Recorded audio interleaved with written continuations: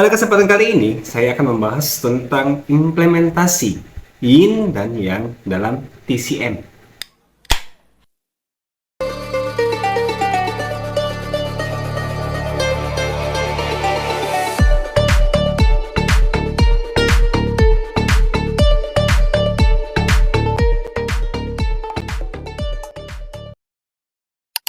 Assalamualaikum warahmatullahi wabarakatuh. Hai Genbi, dengan Bung Irfan di sini, seseorang yang memiliki ketertarikan dalam dunia TCM, pengembangan diri dan bisnis, serta hal-hal baru yang menarik untuk dipelajari. Salam kenal, salam silaturahmi. Berdasarkan dari beberapa sumber yang saya baca dan juga ditambah dengan pengalaman yang saya miliki, yin yang dapat didefinisikan sebagai dualitas yang saling berbeda namun memiliki hubungan yang saling berkaitan, saling bergantung, saling melengkapi, saling mempengaruhi, serta saling berinteraksi dan bertransformasi satu sama lain, membentuk sebuah keseimbangan yang harmonis dinamis. Jika dimaknai secara terpisah, yin berarti sisi teduh, sedangkan yang berarti sisi terang dengan beberapa sifat karakteristik dan bentuk yang mengikutinya. Pada sisi yin diikuti oleh beberapa karakteristik dan sifat seperti pasif, dingin, lembab, dan feminin. Sedangkan di sisi yang merupakan kebalikannya, yang diikuti oleh beberapa karakteristik seperti aktif, panas, kering, serta maskulin, ya. Dan masih banyak hal lagi yang mengikuti kedua sisi ini yang jauh lebih kompleks lagi. Secara sederhana bisa dikatakan yin dan yang adalah sebuah simbol keseimbangan yang terjadi di alam semesta ini, di mana penggunaannya dalam filosofi Tiongkok kuno itu dalam cakupan yang jauh lebih luas lagi, ya, baik itu dalam kesehatan, kehidupan, dan lain-lain. Nah, di video kali ini saya akan membahas lebih rinci, namun pada tahapan dasar implementasi yin yang tersebut dalam dunia fisik. Implementasi konsep yin yang dalam TCM meliputi yang pertama tubuh manusia, di mana hal ini akan menjelaskan tentang komponen terciptanya tubuh manusia, tipe tubuh manusia, dan tipe-tipe organ tubuh manusia. Dan yang kedua itu pada makanan dan minuman yang kita konsumsi. Dan yang ketiga itu pada karakteristik penyakit atau gejala penyakit yang biasa juga disebut dengan sindrom. Apakah dia kategori yin atau yang? Berdasarkan ilmu TCM, tubuh manusia terdiri dari dua komponen, yaitu yin dan yang. Yin merupakan ruh, ya, atau jiwa, sedangkan yang merupakan jasad atau raga. Jadi, akan bisa dikatakan manusia jika dua komponen ini lengkap. Jika hanya salah satunya saja, tidak bisa disebut dengan manusia. Sebagai contoh, jika hanya ada jasadnya saja, tanpa ada ruh, itu disebut dengan jenazah. Dan kebalikannya, jika hanya ada ruhnya saja tanpa ada jasad, disebut dengan arwah gentayangan. Masih seputar tubuh manusia, di mana implementasi konsep yin yang juga menentukan tipe tubuh manusia. Apakah tipe tubuh tersebut kategori yin atau kategori yang, dengan ciri-ciri yang mengikuti. Dan untuk ciri-ciri tersebut, teman-teman bisa screenshot pada layar berikut ini.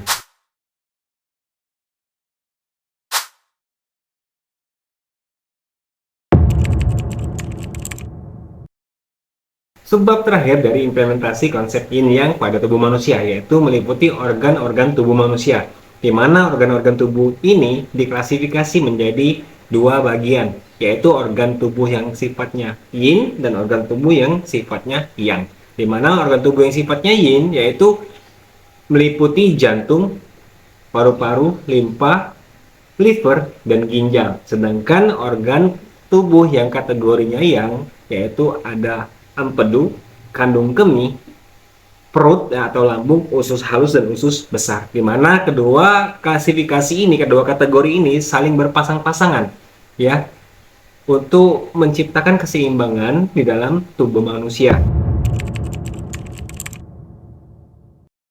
Selanjutnya, implementasi konsep yin yang pada makanan dan minuman, termasuk pada suplemen serta obat-obatan yang kita konsumsi. apakah ia termasuk kategori yin atau kategori yang. Dimana pada tiap kategori ini memiliki fungsi dan peranannya masing-masing terhadap tubuh kita. Sebagai contoh, saya ambil salah satu buah, yaitu buah semangka. Buah semangka ini memiliki dua warna, yaitu semangka berwarna merah dan semangka berwarna kuning, di mana semangka berwarna merah itu termasuk kategori makanan yang memiliki karakteristik yang, sedangkan buah semangka berwarna kuning memiliki karakteristik yin. Apa manfaat dari mengetahui karakteristik dan sifat daripada makanan dan minuman tersebut? Jadi begini, ketika kita sudah memahami karakteristik dan sifat makanan tersebut, itu bisa dicocokkan dengan tipe tubuh manusia tadi.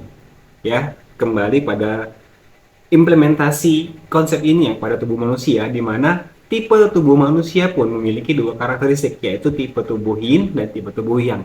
Nah, ini akan sangat bermanfaat sekali kalau kita mengetahui karakteristik dan sifat daripada makanan dan minuman yang kita konsumsi, termasuk suplemen dan obat-obatan yang kita konsumsi, agar bisa mencocokkan dengan tipe tubuh kita, yang bertujuan untuk menciptakan keseimbangan di dalam tubuh kita. Karena jika harmonisasi dan keseimbangan terjadi dalam tubuh, maka imunitas tubuh akan menjadi baik. Kemudian kecerdasan alami tubuh akan terbangun dengan maksimal. Memasuki bagian terakhir dari pembahasan tentang implementasi konsep ini yang pada tubuh manusia, yaitu meliputi gejala dan penyakit, di mana gejala dan penyakit ini pun memiliki karakteristik dan kategorinya tersendiri. Ada kategori penyakit atau gejala yang sifatnya yang, ada juga kategori penyakit atau gejala yang sifatnya yin.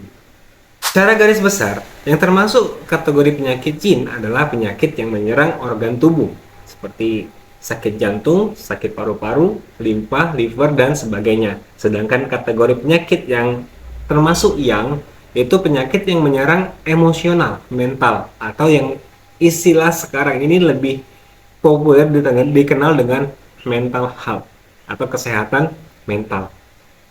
Berbeda jenis penyakit, berbeda pula penanganannya. Dan perlu dipahami pula, dua kategori penyakit ini saling mempengaruhi satu sama lain, di mana seseorang yang mengalami penyakit kategori yin lama-kelamaan akan juga terserang penyakit secara yang, yaitu secara mental. Dan demikian pun kebalikannya. Seseorang yang mengalami penyakit secara yang atau secara mental, lama-kelamaan akan menyerang penyakit secara fisik atau penyakit yang kategori yin. Sebagai penutup dari pembahasan ini, dapat ditarik kesimpulan bahwa implementasi konsep yin yang dalam TCM itu sangat mempengaruhi proses pendeteksian atau diagnosa awal gejala penyakit, pemberian resep, serta proses pemulihan itu sendiri untuk mendapatkan hasil pemulihan yang holistik atau menyeluruh, sehingga tubuh mendapatkan kesehatan yang secara utuh atau secara maksimal. Demikianlah sharing yang bisa saya sampaikan. Semoga bermanfaat untuk Gen B sekalian. Jangan lupa berikan dukungan terhadap channel ini berupa like dan share sebagai kontribusi teman-teman dalam menyebarkan manfaat yang lebih luas lagi terhadap banyak orang. Dan jangan lupa pula subscribe serta aktifkan loncengnya untuk mendapatkan info dan edukasi terupdate mengenai TCM, pengembangan diri atau bisnis, dan hal-hal lain yang menarik untuk dipelajari. Sekian dari saya, wassalamualaikum warahmatullahi wabarakatuh.